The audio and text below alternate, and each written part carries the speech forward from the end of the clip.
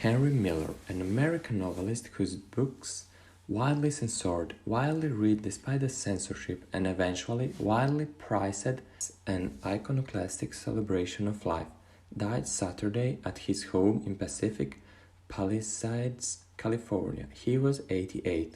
The cause of death was not reported, but Mr. Miller had suffered in recent years from circulatory disorders.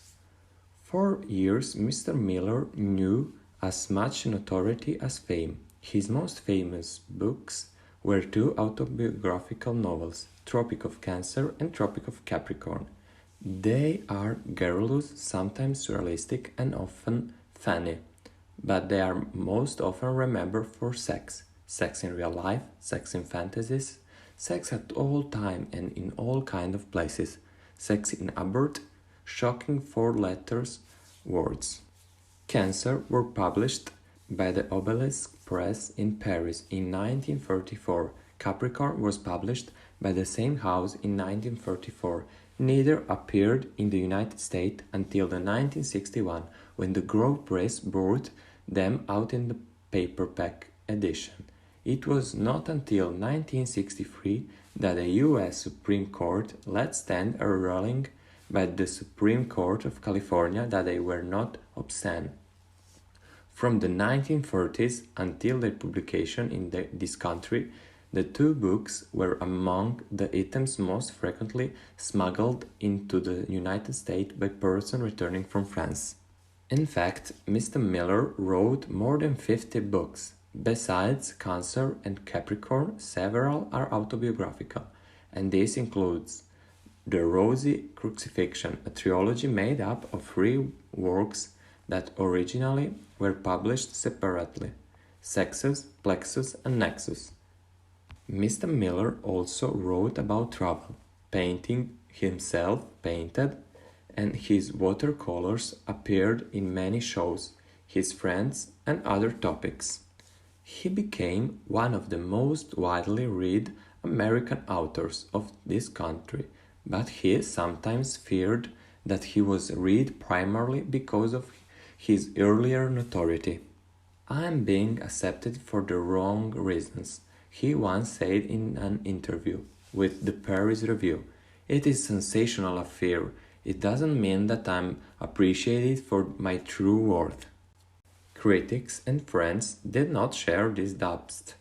The writer's Anis Nin characterized his work as a wild extravagance and mad gaiety, a nerve, a gusto, at times almost a delirium.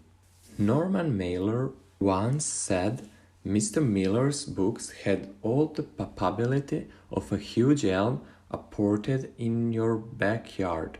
The English writer Lawrence Durrell described Mr. Miller's novels as having an Elizabethan quality, a rare tonic vitality which comes from the savage health of its creator. Durrell added that the autobiographical novels were one of the great liberating confessions of our age. Robert Shattuck, a critic for the New York Times, wrote that the best way to read Cancer and Capricorn was to treat them as a lark whose meandering, impulsive story challenges sham, seriousness, earning a living, automatism, and unworthiness of self.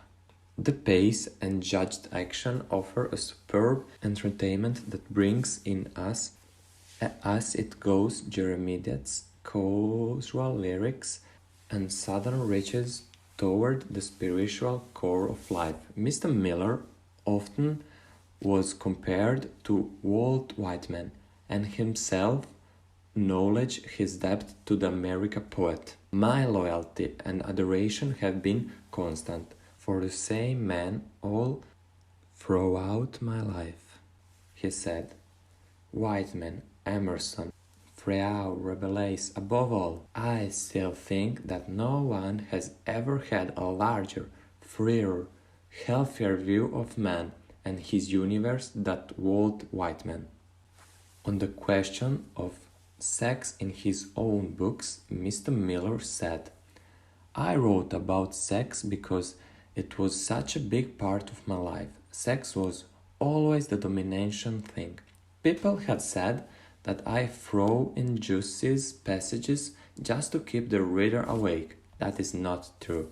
My everyday life was full of this objectionable, questionable material.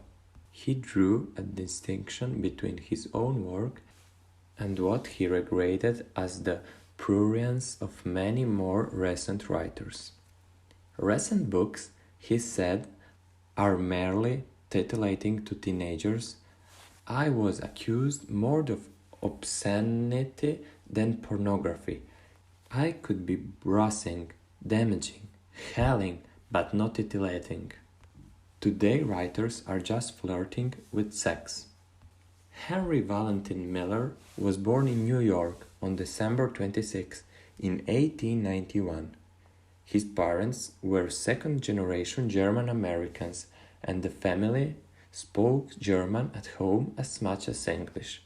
When Henry was a small child, the family moved to the Williamsburg section of Brooklyn, and Mr. Miller retained a Brooklyn accent for the rest of his life.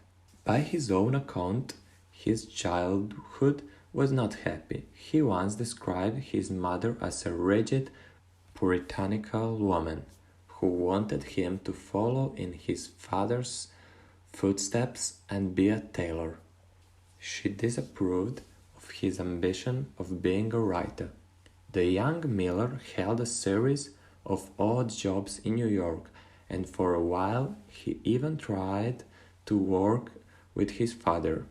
During World War I, he was a clerk in the Old War Department. In quest of exercisement, he took a job as a reporter on the Washington Post, but quit after 3 days because he did not like his assignment. A search of the Post's file discovered no Henry Miller bylines. Back in New York, he went to work for the Western Union Telegraph Co. His work was to hire messengers, and he described his years there in the Capricorn. In 1917, he married the first of his 5 wives, Beatrice Sayles Wichkens. In 1923, he met his second wife, June Edith Smith, a Broadway taxi dancer. He divorced his first wife, married Miss Smith, and tried writing full-time, living on his wife's earnings. The couple spent several months in Paris in 1928 and in 1929. A year later, Mr. Miller returned to Paris alone. He lived there for the next 9 years. His existence, he had written, was largely hand-to-mouth, jobs being few and far between. He completed Cancer in 1932, but it was not until 2 years later that it was published. In 1939, he visited Greece, and this trip provides him with the material for his own favorite book, The Colossus of Marousi. The voyage to Greece was the apex of my happiness, my joy, a very great eye-opener, he said in an interview with the Post in 1977. What one admires that is a poor people who are happy compared to us who are miserable with our riches. Mr. Miller returned to the United States after the outbreak of World War II.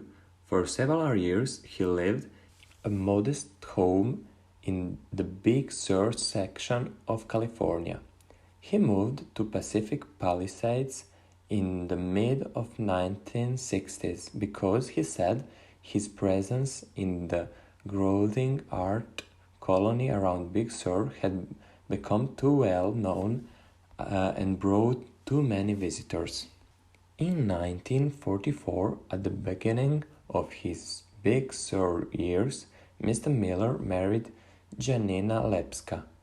They were divorced in 1952, and the following year he married Eve McClure. The marriage ended in a divorce in 1962. Shortly thereafter, he married Hoki Tokuda, a Japanese entertainer who played the piano in the nightclubs. He and Miss Tokuda had been separated for several years at the time of Mr.'s death. Mr. Miller's honors included membership in the National Institute of Art and Letters and the Legion of Honor of France. His survivors includes a daughter, Barbara, by his fifth marriage and two children by the third marriage, Anthony and Valentine. In what could serve as a summing up of his life and work, he once said, "I found it easier to give the truth about the ugly side of my nature than the good. I wrote all these autobiographical books not because I think myself as such an important person, but this will make you laugh, because I thought when I began what I was telling the story of the most tragic suffering any man had endured. As I got on with, I realized that I was only an amateur at suffering."